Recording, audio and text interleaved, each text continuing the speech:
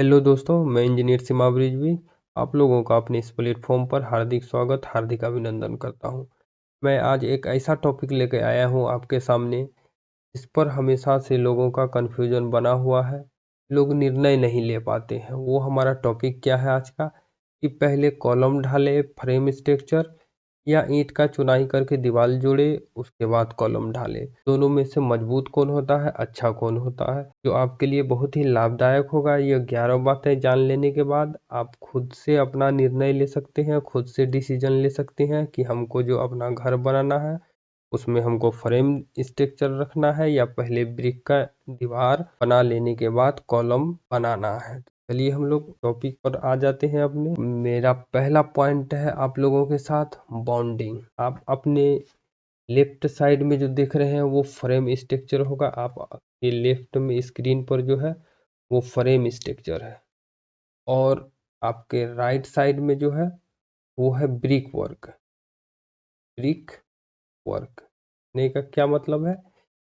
Brick work क्या, इसमें पहले हम लोग दीवार जोड़ते हैं उसके बाद कॉलम ढालते हैं, पिलर ढालते हैं। फ्रेम स्ट्रक्चर क्या है, इसमें हम लोग पहले पिलर ढाल के छत बनाते हैं या पहले पिलर खड़ा करते हैं उसके बाद उसमें ईंट का चुनाई करते हैं, तो फ्रेम स्ट्रक्चर का। तो आज हम लोग बात करते हैं इसी पर। पहला पॉइंट है हम लोग का बॉन्डिंग। बॉन्डिंग क्या होता है? ज्वाइंट। जैसे ये देख रहे हैं फ्रेम स्ट्रक्चर है, पहले पेन का कलर बदल लेता हूँ। कलर कौन सा ले ब्लैक ले लेता हूँ, ब्लैक अच्छा दिखेगा। एक ये देखिए फ्रेम स्ट्रक्चर है। फ्रेम स्ट्रक्चर में देखिए यहाँ पर ईंट का चुनाई किया गया है। ये साइड से पहले जो है पिलर ढाला गया, उसके बाद ईंट का चुनाई किया गया। आप अपने राइट साइड में देखिए स्क्रीन पर, ये इसमें पहले दीवार जोड़ा गया है के बाद कॉलम ढाला गया है। देखिए पिलर। तो ज्वाइंट के मामले में जो है, ज्वाइंट सबसे अच्छा किस में होता है? वो पहले ईंटा जोड़कर के बाद उसमें पिलर ढालना है, कॉलम ढालना है, उसमें ज्वाइंट अच्छा होता है। इस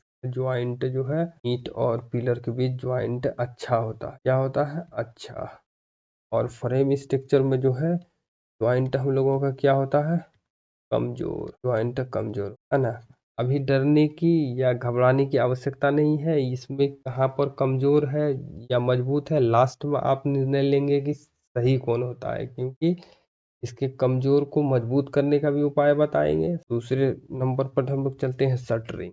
शटरिंग क्या है कि कॉलम को जो खड़ा करना है आपको साइड से तख्ता लगाते हैं या ये फर्मा लगाते हैं। देखिए ये लेफ्ट साइड में ये फर्मा लगाते हैं आप, चाहे यहाँ पर इसके साइड में तख्ता लगाएंगे, आप जो भी लगाएंगे वो हम लोग शटरिंग कहते हैं।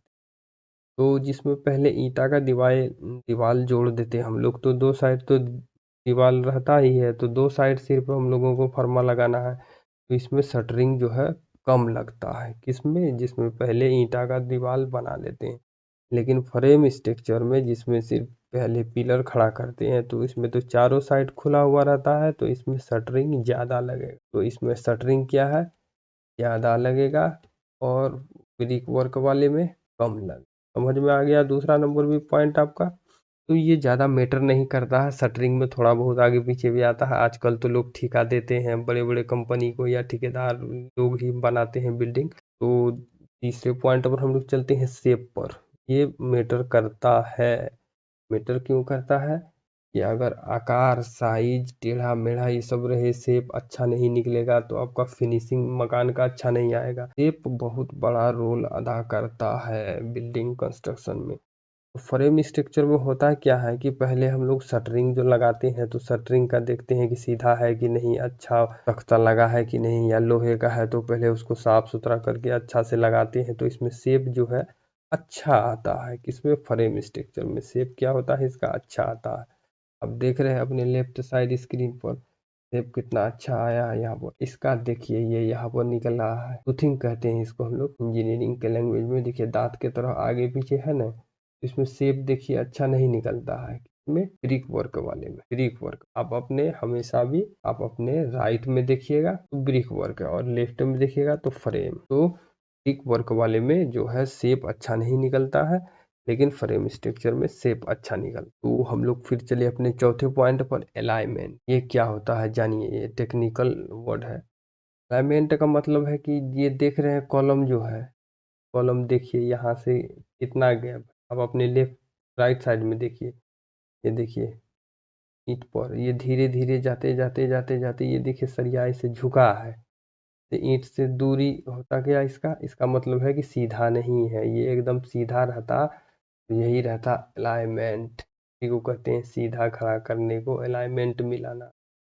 ये सेंटर में रहता है एकदम पूरा सीधा, तो ये झुका रहता है। मिस्त्री लोग दीवार के हिसाब से सरिया को आगे पीछे करते हैं जिससे अलाइनमेंट खराब हो जाता है। सरिया जो है ऊपर पिलर जो है हमारा जिग जैग वे में जाता है, टेढ़ा ऐसे करके फाउंडेशन से पहुंचता है, लेकिन फ्रेम स्ट्रक्चर में हमारा पिलर एकदम सीधा पहुंचता है, इसमें अलाइनमेंट अच्छा होता है। ये देख रहे हैं शेप, दीवार जुड़ा हुआ है एकदम बराबर से जा रहा है, ये बोरी लपेट दिया गया है कि पानी मिलता रहे कॉलम को। तो इसमें जो है देख रहे हैं एकदम सीधा जा रहा है आपका कॉलम, तो अलाइनमेंट जो है फ्रेम स्ट्रक्चर का अच्छा होता है। ये मैं अपने अध्ययन से और अपना मैंने जो जो साइट पर काम किया है या काम मेरा चल रहा है जहाँ पर करवा रहा हूँ, सारा एक्सपीरियंस को मद्देनजर रखते हुए मैं ये डिस्कस कर रहा हूँ आपके सामने। जा अच्छा मेरे बोल देने से, यहाँ एक पिक्चर दिखा देने से अच्छा बोल दिया हूँ इस पर नहीं जाना है, ये जाना, ये सोचना है आपको कि मैं बहुत सारा अध्ययन करने के बाद आपको एक मशवरा दे रहा हूँ, सलाह दे रहा हूँ तो अच्छा ही दूंगा। तो बहुत सारी बातों को सोचने के बाद मैं आपको ये सलाह मशवरा दे रहा हूँ, तो इसको जरूर ध्यान में रखिएगा। तो अलाइनमेंट जो होता है फ्रेम स्ट्रक्चर का अच्छा होता है as compared to brick work. Alignment भी समझ गए, अब हम लोग बात करते हैं हनीकॉम्बिंग का। ये क्या होता है, या आप अपने देखिए राइट साइड यहाँ पर ये देखिए मधुमक्खी के छत्ते के जैसा ये देखिए निकला हुआ है, देखिए मधुमक्खी के छत्ते के जैसा दिख रहा है ना में हॉल, तो इसी को हम लोग कहते हैं हनी कॉम्बिंग।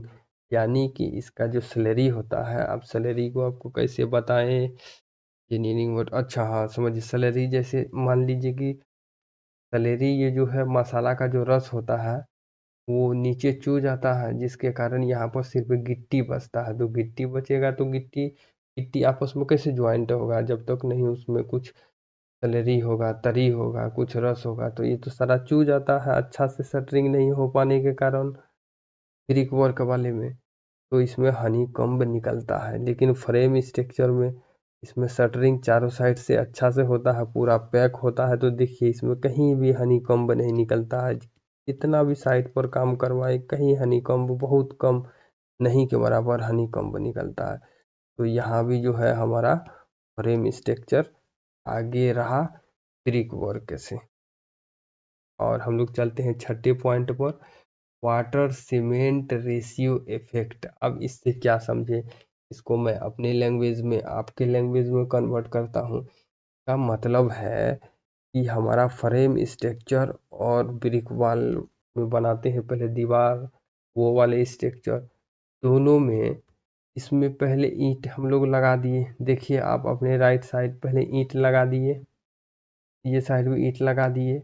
अब इसमें जो कॉलम ढाल रहे हैं, कॉलम का मसाला बना के डाले हम लोग, गिट्टी बालू सीमेंट का जो बना के मसाला डाले इसमें, तो इसमें सीमेंट वाला पानी रहता है, सीमेंट वाला रस रहता है मसाला में, तो ये इस पानी को जो है ये साइड का ईंट जो है वो टानता है, वो एब्जॉर्ब करता है, उसको सोखता है इस पानी को, सीमेंट वाले मसाला से सीमेंट पानी को ईंटा सोख लेता है, जिसके कारण ये कॉलम में का जो जितना मात्रा में कॉलम को गिट्टी को मिलना चाहिए सीमेंट, वो सीमेंट नहीं मिल पाता है ये एरिया में इसके आसपास, क्योंकि ईंटा उसको ऑब्जर्व कर लिया है, उसको खींच लिया है, तो थोड़ा सा कमजोर हो जाता है। मान लीजिए यहाँ पर सीमेंट इसको मिलना चाहिए 250 ग्राम सेट होने के लिए, सीमेंट पानी गिट्टी को ज्वाइंट होने के लिए, अच्छा से पकड़ बनाने के लिए, लेकिन यहाँ इसका मान लीजिए कि 100 ग्राम टान लिया है ईंटा, तो जहाँ इसको 250 ग्राम मिलना चाहिए तो यहाँ अब 150 ही ग्राम मिल रहा है, 150 ग्राम ही मिल रहा,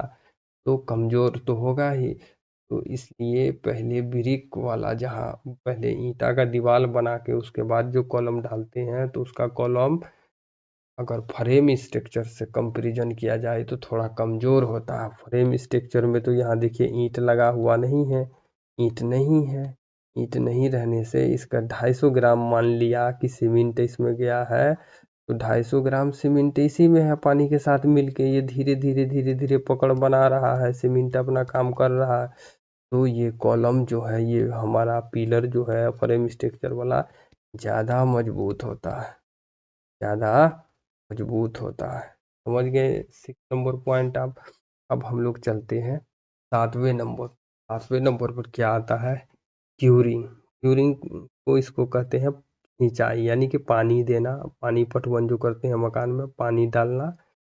तो पानी डालने में देखिए कि ये फ्रेम स्ट्रक्चर आप अपने लेफ्ट साइड में, ये फ्रेम स्ट्रक्चर है, इसका चारों साइड अभी ओपन है, वॉल तो लगा हुआ नहीं है, ईंटा नहीं जोड़े हैं। जितना भी पानी दे रहे हैं ये सारा पिलर हमारा ले रहा है, सारे पानी को जो है ये हमारा पिलर ही टान रहा है सारे पानी को। लेकिन आप अपने राइट साइड में देखिए, ये ब्रिक वर्क है जिसमें पहले ईंटा का दीवार करते हैं, इसको देखिए में है कि ईंट भी लगा हुआ है, तो ये सरफेस पर तो पूरी तरह से पानी नहीं जा रहा है, क्योंकि ईंट इसमें पहले से सटा हुआ है, तो ये सरफेस पानी नहीं ले पा रहा है जितना उसको लेना चाहिए, और कुछ पानी जा भी रहा है तो उसको ईंटा ही खींच रहा है। ये साइड से पानी जब पटाते हैं मोटर से, पाइप से, तो ये ले नहीं रहा है, तो इस कारण भी पानी, हमारे स्ट्रक्चर में पानी बहुत इम्पोर्टेंट रोल अदा करता है। जितना सीमेंट का वैल्यू है, जितना सीमेंट ताकत देता है कोई भी स्ट्रक्चर में, कोई भी मकान में, उतना पानी भी महत्व रखता है। मतलब है कि चुनाई करे चाहे ढलाई करे, उसमें पानी आप नहीं डालिएगा तो कितना भी अच्छा सीमेंट मसाला कुछ लगा ले आप, लेकिन पानी नहीं डालने के बाद मकान में 24 घंटे के बाद कम से कम आपको 7 दिन तक पानी देना है, नहीं दिए तो वो कमज़ोर हो जाता। तो इसमें तो ये साइड से ईंट बड़ी अच्छा से पानी जाने नहीं दे रहा अंदर कॉलम में, तो ये कॉलम थोड़ा कमज़ोर होता है as compared to frame stake. यहाँ भी समझ गए आप क्यूरिंग। अब हम लोग बात करते हैं क्रैक। मैं कोई स्लाइड में नहीं लाया हूँ, इसलिए नहीं लाया हूँ कि आपको यहाँ पर दिखाता हूँ, थोड़ा सा टाइम लगेगा इसमें, धैर्य बना के रखे। ये मान लिया कि हमारा है कॉलम, ये हम बना लिए कॉलम, पिलर बना लिए हम। यहाँ देखिए ये ईंटा का दीवार इसमें लगा हुआ है, इस तरह से, इस तरह से मान लीजिए कि ईंटा का दीवार लगा हुआ है। तो इसमें फ्रेम स्ट्रक्चर में, ये फ्रेम स्ट्रक्चर है, ये साइड जितना भी बना रहे हैं, तो पहले जो पिलर बना हुआ है वो फ्रेम स्ट्रक्चर जिसको हम लोग कहते हैं, जिसमें पहले पिलर बनाते हैं, उसका है लेफ्ट साइड में। आप अपने राइट साइड में देखिए, यहाँ पर भी पिलर बनाते हैं।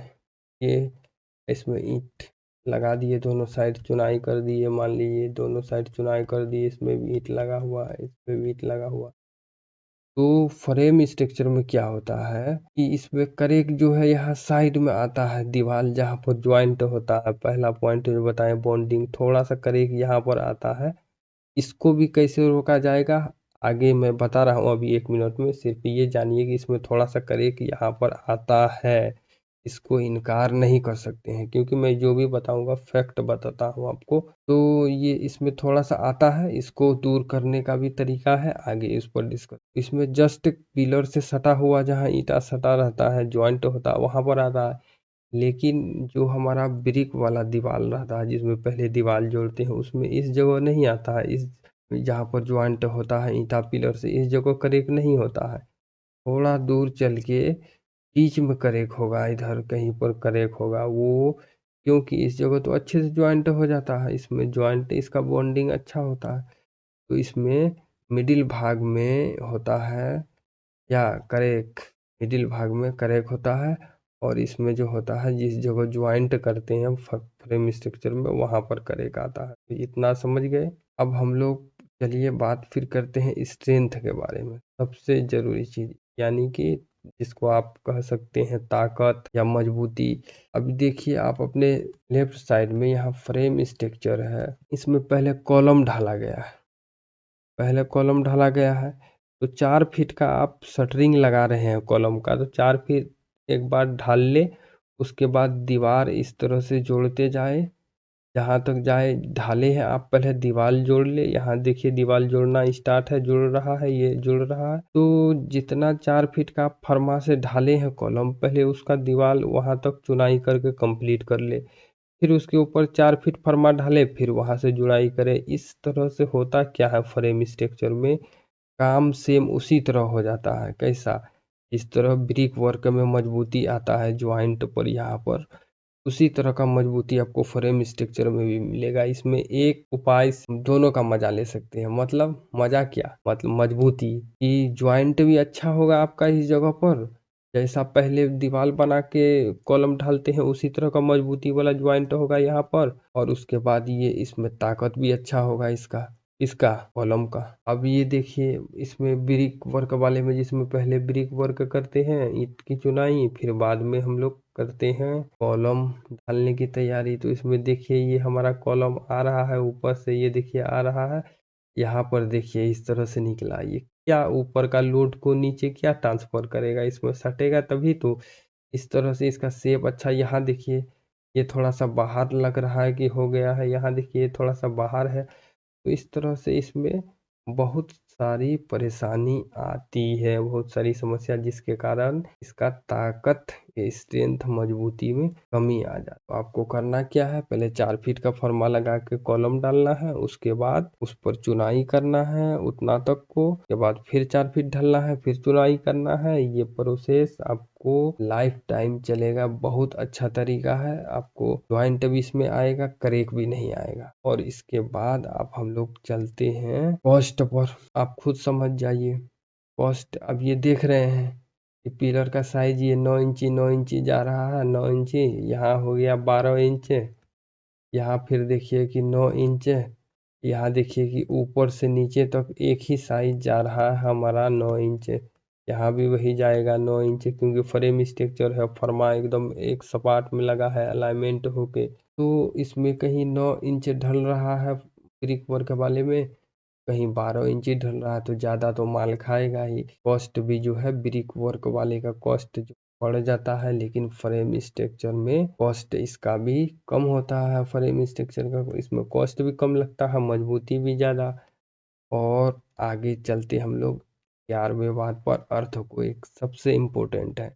इसलिए इम्पोर्टेंट है, आज के डेट में हमारा इंडिया कौन से जोन में है ये किसी से छुपी हुई बात नहीं है, सब लोग जानते हैं अर्थक्वेक का कितना प्रॉब्लम है। तो अर्थक्वेक के अपेक्ष उसके दृष्टिकोण से देखा जाए अगर, तो फ्रेम स्ट्रक्चर जो है कई गुना बेहतर है। पहले ब्रिक वर्क जिसमें हो जाता है, बाद में कॉलम डालते हैं, उसके अपेक्षा में कई गुना बेहतर है हमारा फ्रेम स्ट्रक्चर। वो कैसे? ये देखिए ऊपर से लोड आ रहा है, ये लोड ये कॉलम पर पड़ा है, ये कॉलम एकदम लोड लेके चला गया एकदम फाउंडेशन तक, फाउंडेशन पर ले आके उस लेवल पर लोड दे दिया। तो लोड हमारा सारा ट्रांसफर हो गया, कॉलम हिला, वो ले आके लोड यहाँ पर दे दिया नीचे। ये देखिए लेके जा रहा है, ये नीचे जमीन में फाउंडेशन में डाल दिया। तो ये देखिए इस तरह से, तो वो कोई भी लोड लेने के लिए तैयार है। तो ये ऊपर से लोड आ रहा, नीचे जमीन तक जा रहा, ऊपर से लोड आ रहा, नीचे जमीन तक जा रहा। और इसमें देखिए ये लोड ऊपर से आएगा तो ये ईंटा जो है ये पूरा बॉन्डिंग बनाए हुए रहता है, पूरा ज्वाइंट रहता है। कहता कहाँ जा रहे हो भाई, पहले यहाँ सुनो। रोक रहा है, इसको डिस्टर्ब कर रहा है नीचे जाने जाने तक। नीचे ये जाता तो ये बीच में रोक रहा सब ईंटा, तो लोड पूरी तरह से ट्रांसफर नहीं हो पाता है, लोड डिस्ट्रीब्यूट होता है, लोड फैलता है पूरे दीवार पर। और जानते ही हैं कि ईंटा जो होता है वो कंप्रेशन मेंबर है, यानी कि कंप्रेशन बोले तो आप ये ईंट है मान लीजिए आपका, तो ईंट को आप दाब सकते हैं, लेकिन ईंट को आप खींच नहीं सकते हैं। दाबेंगे तो कुछ हद तक वो बर्दाश्त करेगा, लेकिन उसको खींचेंगे तो जल्द से जल्द टूट जाएगा मेरे भाई। तो इसलिए कहते हैं कि ईंट जो है वो हमारा कंप्रेशन मेंबर है, और छड़ जो होता है वो टेंशन मेंबर होता है। फ्रेम स्ट्रक्चर में जो है छड़ इम्पोर्टेंट रोल अदा करता है। अब हम लोग चलते हैं 1 नंबर में। एक सिर्फ जो कमी था फ्रेम स्ट्रक्चर में, वो कमी क्या था कि पिलर के साइड में जो करेक आ रहा था, वो करेक को भी हमको हटा देना है। वही एक कमी है फ्रेम स्ट्रक्चर में कि पिलर के साथ जो ईंट जुड़ता है, तो वहाँ पर फ्यूचर में, भविष्य में, कुछ दिन चलने के बाद, मकान कुछ दिन यूज, कुछ दिन आप रहिएगा, तो उसमें जो है थोड़ा सा करेक आता है। तो वो करेक के लिए जब आप पिलर ढालते हैं तो आप स्क्रीन पर देख रहे हैं, इसको कहते हैं चिकन मेश। चिकन मेश ये दो तरह का आता है, एक फाइबर का आता है प्लास्टिक का, और एक लोहे का आता है, यहाँ देख रहे हैं आयरन, और एक होता है फाइबर का, फाइबर मेश। तो दो तरह का मेश आता है। तो ये देखिए कि जहाँ पर आपका ज्वाइंट हो रहा है पिलर ईंटा से कॉलम, उस जगह पर आप 3 इंच कॉलम पर चढ़ा दीजिए ये साइड चिकन मेश को, और 3 इंची कम से कम आप यहाँ ईंट पर इसको फिक्स कर दीजिए। उसके ऊपर से प्लास्टर कर दीजिए। इस पर फिक्स करने के बाद इस पर क्या कर देना है, प्लास्टर। अब ये यहाँ पर एक कंफ्यूजन है कि फाइबर का है और लोहे का भी है, तो दोनों में कौन सा दें प्लास्टर के समय। तो आप बाहरी जितना भी सरफेस है, बाहर का दीवार है, जिस दीवार पर बारिश का पानी पड़ता है, तो वहाँ पर आप फाइबर का दें। फाइबर जहाँ पर पानी पड़ता होगा दीवार, क्योंकि दीवार में नमी आएगा, नमी के कारण तो जानते हैं कि लोहे में कोरोजन जंग लगना स्टार्ट होगा, वो अंदर अंदर सड़ के ख़त्म हो जाएगा। तो वहाँ पर आप ये प्लास्टिक का जो फाइबर का है, इसको आप बाहरी फेस पर सारा जगह चिकन में जो है मुर्गा जाली, वो बाहरी फेस पर आप फाइबर का दे दे, और अंदरूनी फेस पर आप जो अंदर वाली जगह में जहाँ भी है घर के अंदर जॉइंट है, वहाँ पर आप चाहे तो ये तार का जो बना है उससे दे सकते हैं, लोहे वाला दे सकते हैं। फर्स्ट बात ये हो गया उस करेक को रोकने के लिए। कौन सा करेक को, जो ये पिलर और ये ईंट जो जोड़ते हैं, तो यहाँ जो आता है साइड में, उस करेक की हम लोग बात करें। पहला पॉइंट हम लोग देख लिए कि चिकन मेश देना है, मुर्गा जाली। दूसरा पॉइंट क्या है कि ये जो जिस समय कॉलम आप खोलते हैं, तो पिलर को खोलने के बाद जब 24 घंटे के बाद आप खोलते हैं इसको, शटरिंग को इसके, तो ये देखिए यहाँ पर बनाए हैं हम अपने साइट पर। मिस्त्री को सबको इंस्ट्रक्शन पहले बता देते हैं कि ऐसा करना है। तो ये देखिए ये यहाँ स्क्रैच मारा गया है दीवार जहाँ पर रहेगा। इसे आप अपने भाषा में कह सकते हैं टक। आप लोग कहते हैं टक मारना, कि कॉलम में टक लगा देना। इस तरह से हथौड़ी लेके या बसुल्ली लेके कोई भी तेज या करनी जिससे मिस्त्री काम करता है, थोड़ा थोड़ा इसमें मारेंगे, इसका मसाला झड़ जाएगा। थोड़ा थोड़ा हल्का हल्का हल्का हल्का, जैसे सिलाट देखे हैं ना, सिलाट जिस पर मसाला पीसते हैं, तो उसमें जिस तरह का धार रहता है ना, उस तरह से इसमें हल्का हल्का कूट देना है पूरा कॉलम को। ये साइड भी जहाँ जहाँ आप वाल जोड़ेंगे कूट देना है इसको। इसको हम लोग अपने भाषा में, इंजीनियरिंग भाषा में इसको कहते हैं हैकिंग। को हैकिंग करना कहते हैं। तो इसको कूट देना है, और उसके बाद इस पर जो दीवार जोड़ेंगे, तो इस पर सीमेंट और पानी दोनों मिला के एक पेस्ट बना लेना है। पेस्ट पेस्ट जिसको मिस्त्री लोग अपने भाषा में बोलेंगे गद्दा। गद्दा बनाए हो तो उसको आप कहिए गद्दा। गद्दा तो उसको बना लेना है सीमेंट और पानी से। उसके बाद इसमें लगा देना है इस तरह से। के बाद चुनाई करना है। पेस्ट जैसे मूड होते हैं तो पेस्ट नहीं होता, उसी तरह का पेस्ट बना लेना है इसको। उतना वाइट नहीं होगा, क्योंकि सीमेंट उतना वाइट नहीं होता, नहीं तो कहेंगे कि पेस्ट की तरह वाइट क्यों नहीं हुआ। तो वो गद्दा बना लेना है, तब ईंटे का चुनाई। समझ गए। तो ये दो काम कर लेंगे तो वो कभी नहीं फटेगा आपका, कभी नहीं ज्वाइंट के पास क्रैक आएगा, कभी नहीं। ये सबसे अच्छा प्रोसेस है। तो और एक बात जानिए आप। तो अब ये 11 बातें जानने के बाद अब हम लोगों को निर्णय लेने का समय आ गया कि अच्छा क्या होगा। तो फ्रेम स्ट्रक्चर में आपने देखा, फ्रेम स्ट्रक्चर में इसमें पहले हम लोग पिलर बनाते हैं। पहले क्या बनाते हैं, पिलर, और उसके बाद दीवार जोड़ते हैं। और एक हम लोग बनाते हैं ब्रिक वर्क। ब्रिक वर्क यानी कि जिसमें पहले चुनाई करते हैं, है ना, उसके बाद उसमें हम लोग पिलर डालते हैं, तब उसके बाद पिलर डालते हैं। तो इसमें आप फ्रेम स्ट्रक्चर में आपको सिर्फ 1 नंबर पॉइंट में बॉन्डिंग जो होता है दोनों के बीच, बॉन्डिंग, उसी में सिर्फ प्रॉब्लम आता है कि बॉन्डिंग कम होता है। लेकिन उसको भी हैकिंग करने के बाद मैंने बताया कि छोटा छोटा हैकिंग कर दे, सीमेंट का पेस्ट बना के लगा दे, उसके बाद तब जुड़ाई स्टार्ट करे, तो वो बॉन्डिंग का भी समस्या दूर हो जाता है। और इसमें देखिए ब्रिक वर्क वाले में कि बॉन्डिंग अच्छा होता है, इसमें सिर्फ बॉन्डिंग अच्छा होता है, उसके अलावा में कुछ भी अच्छा नहीं होता है। जितना हमने 10-11 पॉइंट अभी पढ़ा, बॉन्डिंग के अलावा और इसमें कुछ भी अच्छा नहीं होता है। कैसे अच्छा नहीं होता है ये आप देखिए ना। आप अभी को आते हैं। अभी बॉन्डिंग सिर्फ देखिए, इसमें फ्रेम स्ट्रक्चर में बॉन्डिंग थोड़ा कमजोर था तो उसको हम लोग मजबूत करने का तरीका ढूंढ लिए। लेकिन इसके बाद वाला जो भी पॉइंट है, जैसे शटरिंग देखिए, शटरिंग फ्रेम स्ट्रक्चर में अच्छा लगता है, इसमें अच्छा लगेगा। देखिए इसमें शटरिंग भी ठीक से नहीं लगेगा, एडजस्ट नहीं होगा। उसके बाद हम लोग देखते हैं दूसरा नंबर पॉइंट में शेप भी देखिए हम लोग का, कॉलम दिखने में आकार कैसा होगा, तो फिक्स आकार का फ्रेम स्ट्रक्चर में निकल रहा है, ब्रिक वर्क वाले में अच्छा नहीं निकल रहा है। फिर चौथा पॉइंट है देखिए कि अलाइनमेंट सीधा जो है हमारा सेंटर जो है कॉलम का, जो जिस पर लोड पड़ता है वो इसका सीधा जाता है।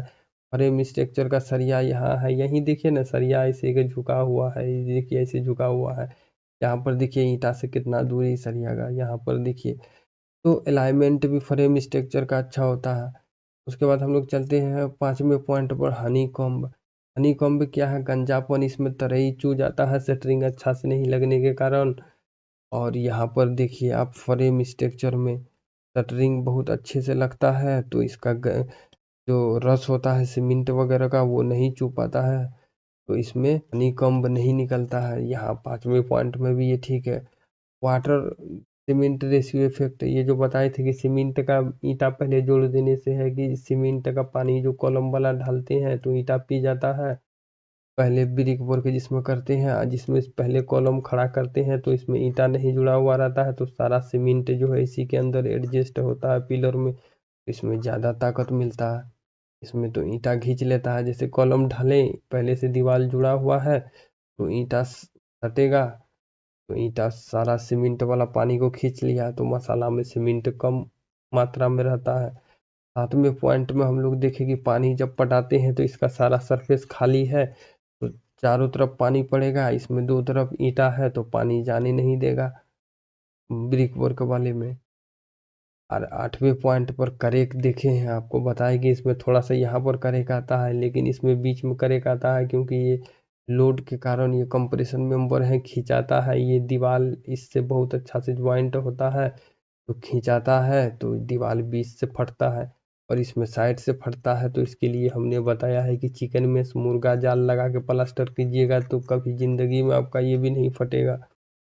और ताकत स्ट्रेंथ वाली बात तो जाहिर सी बात है कि इतना बात समझाने के बाद तो स्ट्रेंथ का कोई मैटर ही नहीं है। यहाँ देखिए कि एक नीचे वाला शटरिंग 1 इंच बड़ा रहता है, और ऊपर फिर लगाए तो 1 इंच अंदर शटरिंग खींच लिए, कोई शटरिंग का कोई शेप आकार है ही नहीं वैसा, तो लोड ठीक से नीचे तक ट्रांसफर नहीं हो पाता है। अब हम लोग 10वीं बात पर देखे थे खर्च, यहाँ देखिए चारों कोर एक बराबर है, एक जैसा है, उसी तरह ऊपर तक जाएगा, तो एक समान इसमें मसाला लगता है। इसमें देखिए कहीं पर निकला हुआ है, कहीं पर आगे पीछे जिग जैग, यानी कि टेढ़ा घोचा ढाला जाता है, तो कहीं पर मसाला ज़्यादा कहीं पर कम।